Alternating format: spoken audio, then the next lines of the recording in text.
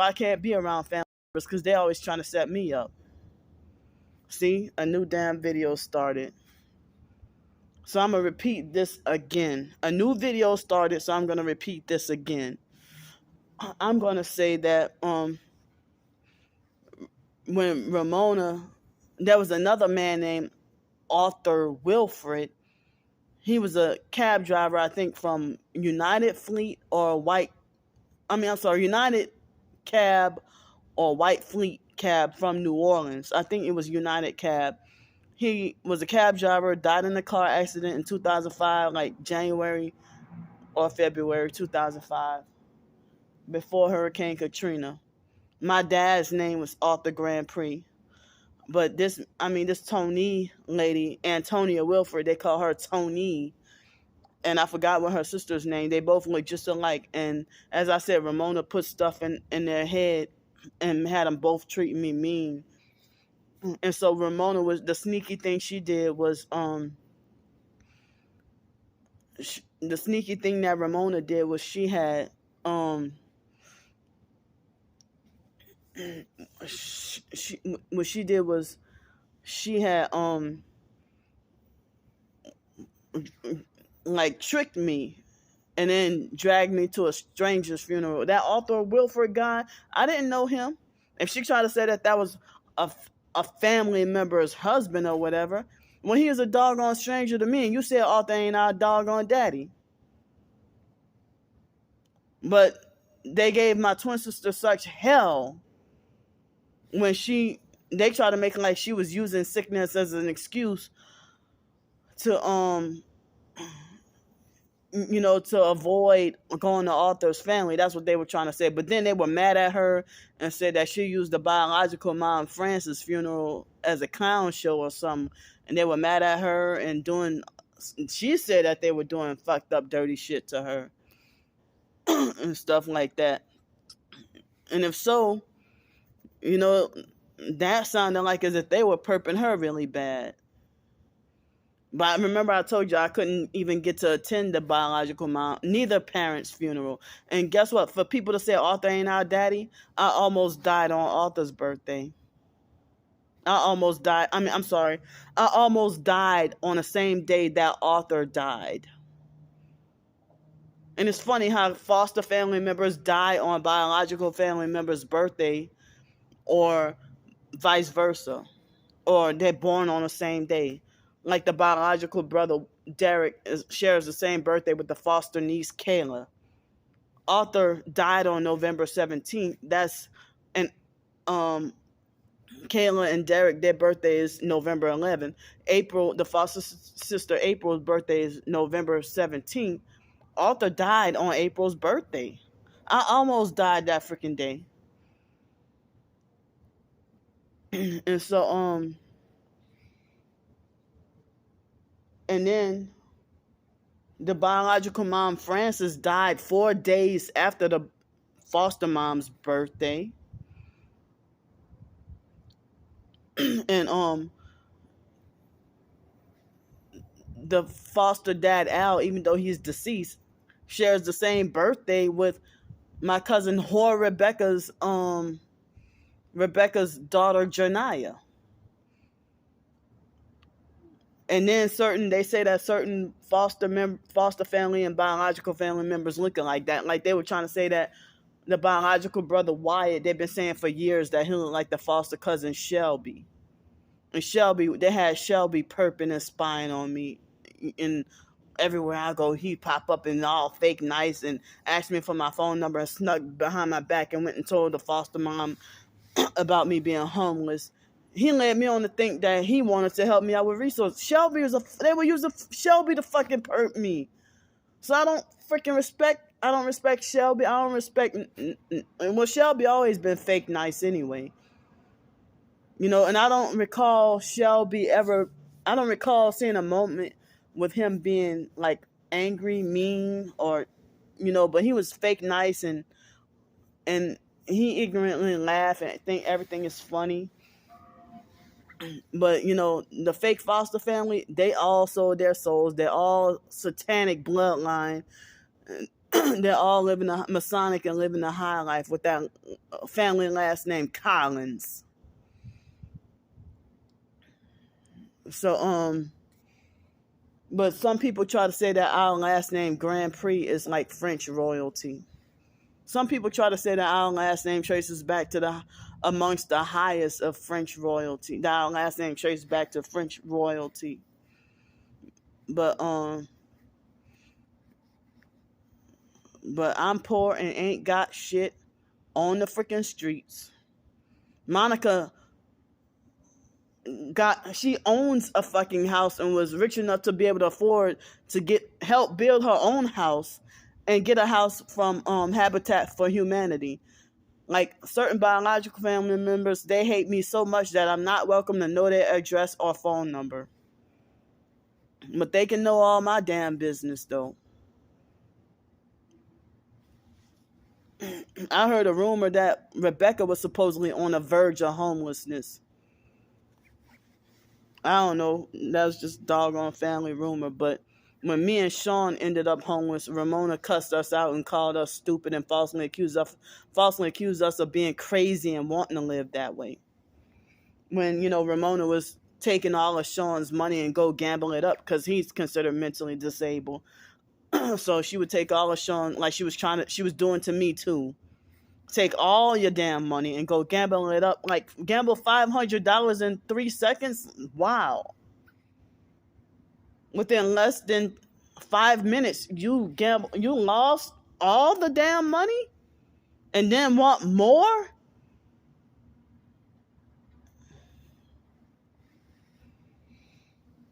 So,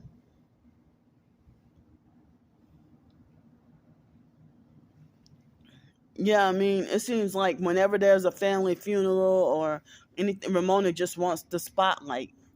And she retarded narcissistically demands the spotlights, and she fraudulently and illegally gets it.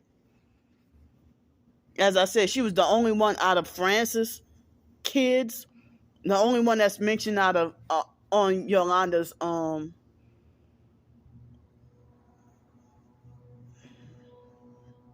see, that's noise harassment.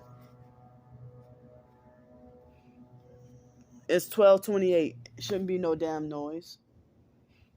12:28 a.m. on Tuesday, October 11th, 2022. So and I just recently came across that news article about my cousin Blake. Yeah, Ramona demanded the spotlight all for herself. Now, she lied to the news and said that Blake was a good person and didn't hurt nobody, that he wouldn't have hurt nobody, wouldn't have bothered nobody, just to look good for herself. But then, see, they got a loud vehicle nearby humming. But then, behind closed doors, she would gossip and laugh and talk about Blake was a thief, or Blake did this sinful or that sinful, or Blake did this, that dirty, and stuff.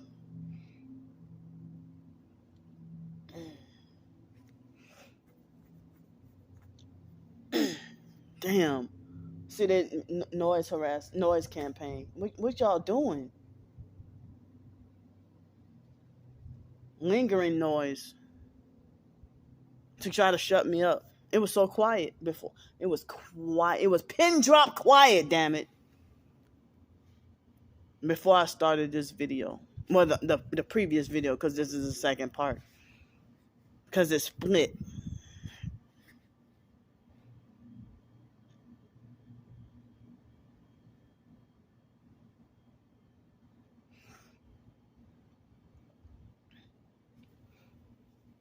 So, how come people tell me don't bring up the past or be positive and move forward, but family members hate me from past incidents, or they want nothing to do with me for the smallest incidents, don't want shit to do with me forever and for life. And then it's like my family is dangerous. I can't be around them. because people like Ramona using family out, like using friends of the family and like extended family and outsiders, using them and she would just sit there and let them. She would sit there and let a grown man, like one time Ramona sat there and let her boyfriend Elliot's friend take advantage of me and talk to me like shit. And Ramona just sat there and she didn't even go on. She didn't even go off on him. But how twisted the family is. If I would have stood up to him for myself, she would have went off on me and thought she had a narcissistic fake pseudo authority to try to discipline and handle me and defend him and agree with him. Like, how the hell you trying to defend and agree with him if this doggone stranger trying to bully me out of money? And I don't know shit about you, and I do not care if you're freaking light skinned. That don't give you privileges to try to take advantage of me. If you, whatever, you know.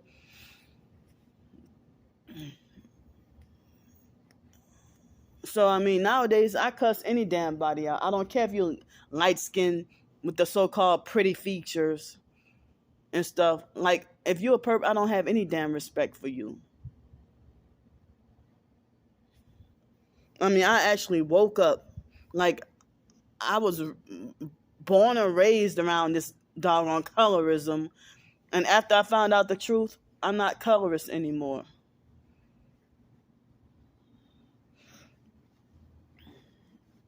So, I mean, you know, I mean, I was colorist when I was younger. I didn't know any damn better.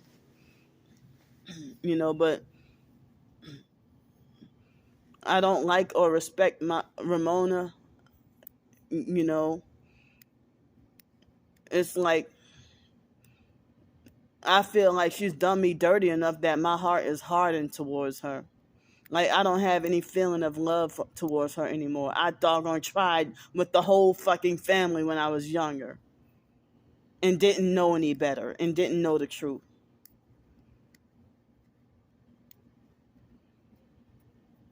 And then, after dealing with Ramona, I feel like like all the, I don't want to use that word energy, but I feel like everything is sucked out of me. Like, I feel freaking drained after dealing with her and like be on the verge of having an emotional freaking meltdown. And I do be having them, like, after dealing with her, like spending the freaking weekend with her. And then I get the same kind of drained feeling that I would get coming from the fake Hell's Way church, or coming from the city of, like, I'm sorry, Los Angeles. Well, Hollywood is not its own city, but it's inside the city of Los Angeles. So when I come from the area of Hollywood, for some odd reason, I just come home feeling, I guess, spiritually drained. Like, as if my soul is being sucked out of me.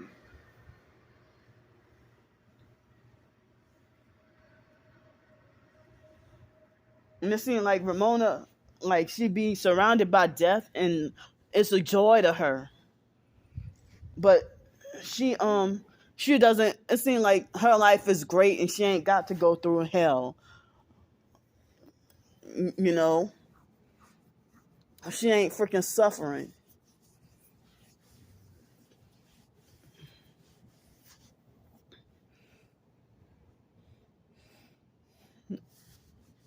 So, I mean, she ain't, and when I say she ain't suffering, I'm not talking about sickness or illness.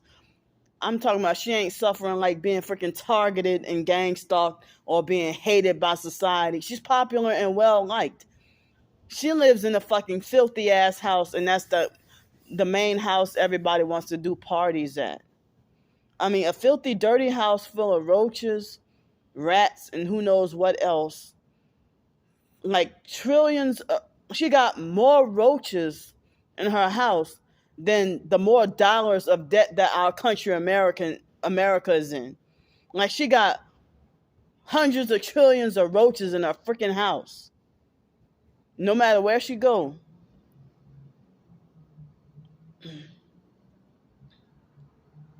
And it's always some satanic setup with any of these family members trying to set me up, you know, and trying to set me up for destruction and ruin my life. So the last time I had any contact with Ramona will be, October. Wow, it's coming up soon. It was October 13th with Drunk Lady Yvonne, and then the next day, October 14th, with Ramona. It was October 14th, in 2018. And Wyatt was trying to tell me earlier this year that something about that Ramona got Alzheimer's or something like that. I don't know what's going on with her. But Ramona, even my twin sister's Brandy, she'll say that Ramona is very stubborn. Very stubborn.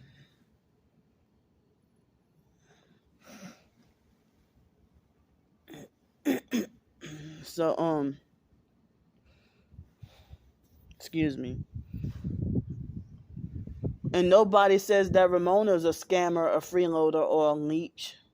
She takes other people's money and go gamble it up. Or she'll eat lavish seafood. Take your money and go eat lavish seafood.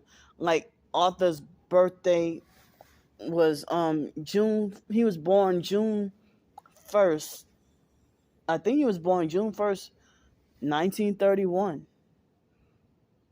Oh, it was right before fake Henry Clifford Kinley from the fake IDMR cult had the fake divine vision and revelation 5 days after Arthur was born. So Arthur, like one time it was 2002 or 2003. Ramona had a deceitful looking smile on her face and used me and took advantage of me. She used me and lied and said that she wanted to throw Arthur a birthday party. And kind of find out she just used the family. They play all kinds of damn games, and then when I stand up to them, it's an emotional mental health crisis that ends up into a physical fist fight where I get beat up, or the police got to get called, and I got to be on the verge of getting arrested to go into jail, or they make jail threats or threats to get me locked up in a mental institution. And then there's the freaking smear campaigns, and they're freaking physically abusive. And Ramona, she fight worse than a man. And we sisters, but the way she'll physically abuse and beat on me and handle me like as if you would swear we're not even fucking related, the way she put her hands on me.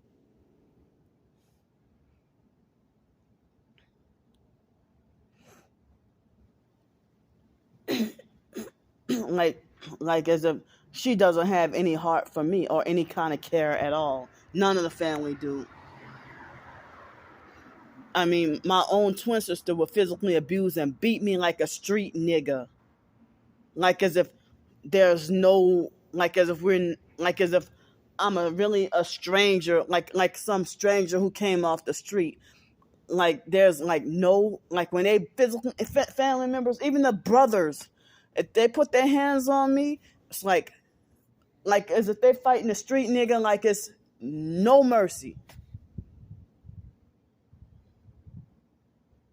No mercy, no compassion at all. It's like they're out for damn blood.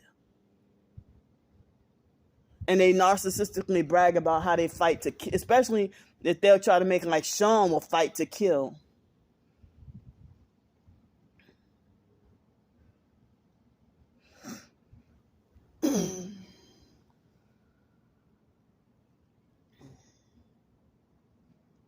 So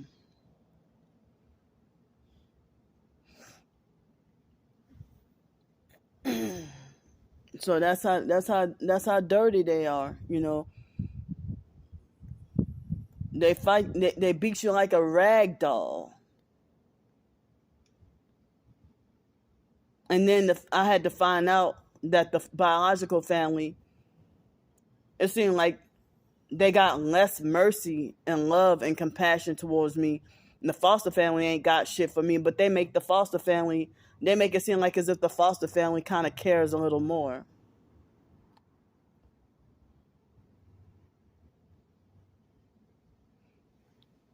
They're making like as if they want to hate me worse than the foster family, and the foster family was traumatic and cruel enough, but they even worse and more cutthroat and brutal and heartless.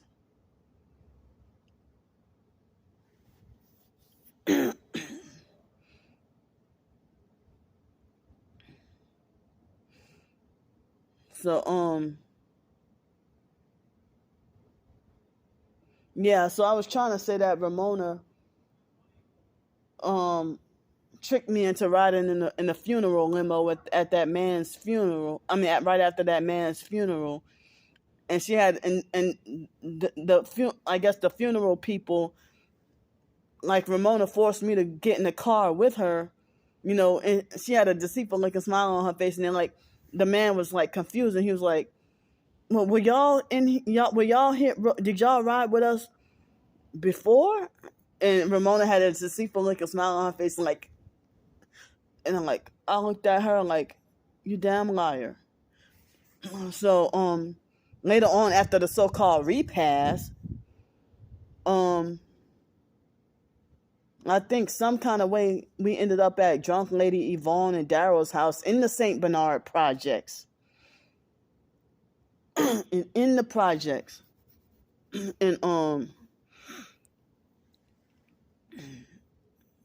And that's where I saw Tony and her sister. They were treating me mean and had an attitude and didn't want anything to do with me. And they didn't even know me. That was my first time ever seeing them. So I knew Ramona put stuff in their head. I don't know what she said, but I knew she, like, Ramona wants to be the mastermind of, the conspiracy planner and the mastermind of trying to keep me forced isolated. And my twin sister also tried to, and Mark and a lot of my family members, they want to keep me isolated. And even the foster mom wanted me to be isolated. And so I heard it was the talk of the family that it was the talk of the family that when Blake got shot and killed, that Ramona, the first thing she wanted to do was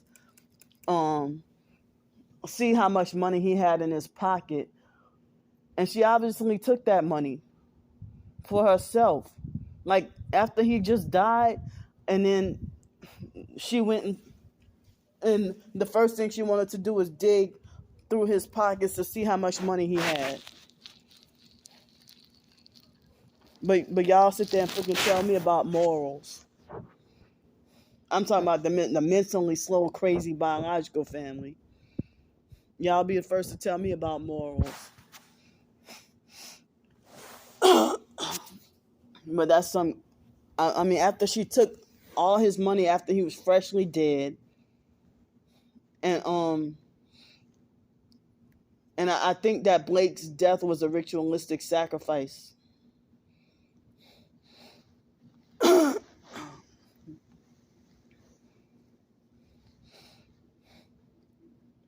And then the family was seeing signs. Like, basically, I was having nightmares and seeing signs before it happened, both in nightmares and in real life. And the same thing when Aaliyah died. Well, not really nightmares, but yeah, I did have a couple of nightmares and seeing signs. Wow, what the fuck? Like, the moment I mentioned that, there go the sirens again. So even then, I'm, seeing, I mean, there was signs, you know.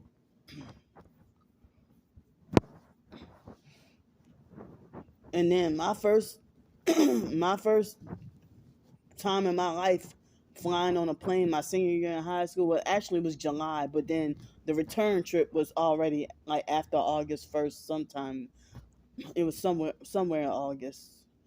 And then boom, Aaliyah dies in a plane crash. But then there was a girl we went to school with that I had a class with her. They said she looked like Aaliyah. And then my junior year in high school, they had this girl. I don't know what the hell race she was, but she hung out with the Hispanic kids, and her name was Alea Hopkins. And everybody used to laugh at her and call her Aaliyah. And the Spanish kids, and all that, and some other signs I can't think of right now.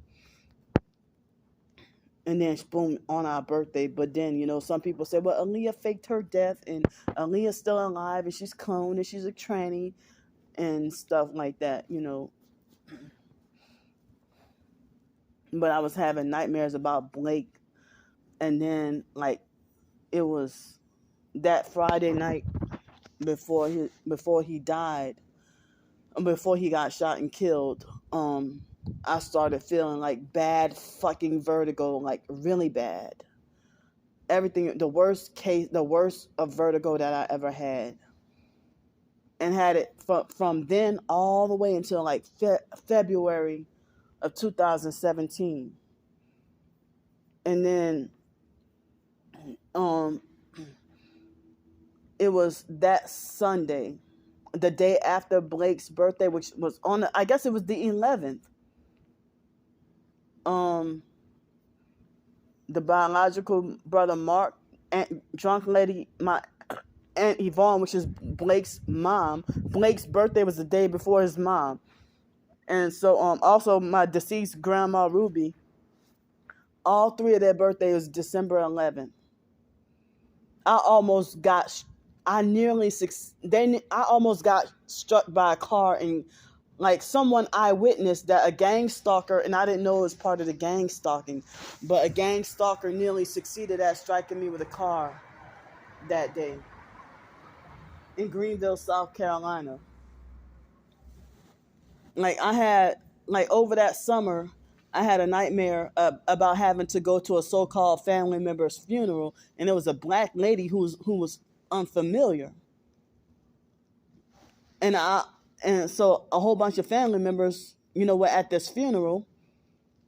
And so then later on we hear about Blake, and so I even had a nightmare about Blake dying when it was 2007 or 2008. I had a nightmare, and then also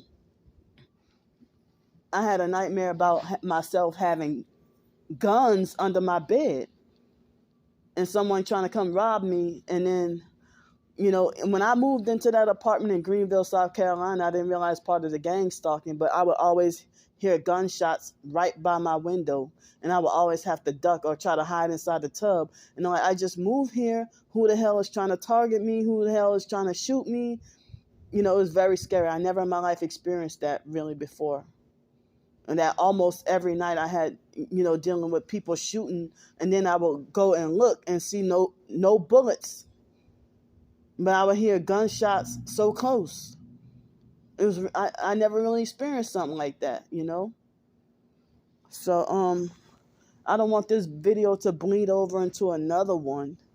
So let me stop rambling on, And then I had a nightmare that we had to re-experience Blake's funeral all over again, and Raymond was supposed to have been dead.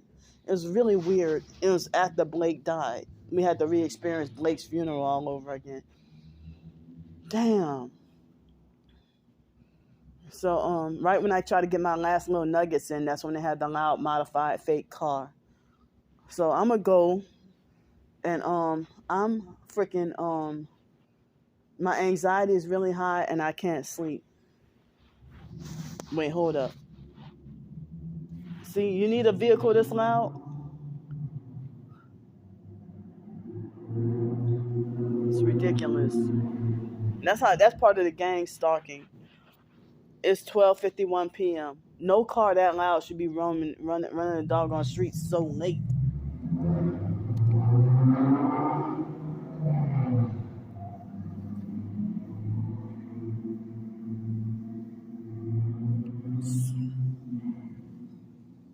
ridiculous. So I'm going to go.